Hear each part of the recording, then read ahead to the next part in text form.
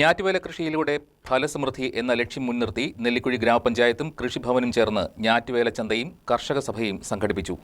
ഫലവൃക്ഷ തൈകളും പച്ചക്കറി തൈകളും ചടങ്ങിൽ കർഷകർക്ക് വിതരണം ചെയ്തു. ഗ്രാമപഞ്ചായത്ത് പ്രസിഡന്റ് സനീറ നസീർ പരിപാടി ഉദ്ഘാടനം ചെയ്തു. കർഷകരും കൃഷിവകുപ്പ് ഉദ്യോഗസ്ഥരും ചടങ്ങിൽ പങ്കെടുത്തു.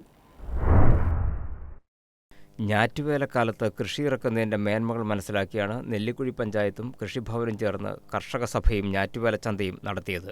പരിപാടിയുടെ ഉദ്ഘാടനം ഗ്രാമപഞ്ചായത്ത് പ്രസിഡന്റ് സനീറ നസീർ നിർവഹിച്ചു. ക്ഷേമകാര്യ standing committee chairman Sathar Vattakkudi അധ്യക്ഷനായി. പഞ്ചായത്ത് അംഗങ്ങളായ CK Sathyan, Fousiya Shiyas, Rahul Thankappan, Azeem Amolam, Najeema Sathar, Sadiya Asif, CDS chairperson Rehana Noorulin എന്നിവർ സംസാരിച്ചു. കൃഷി ഓഫീസർ ഗ്രീഷ്മ ജയപ്രസാദ് സ്വാഗതവും കൃഷിഭവൻ CRP ഷഫീന അലിയാർ നന്ദിയും പറഞ്ഞു. ചടങ്ങിൽ ഫലവൃക്ഷ തൈകൾ, പച്ചക്കറി വിത്തുകൾ തുടങ്ങിയവ വിതരണം ചെയ്തു.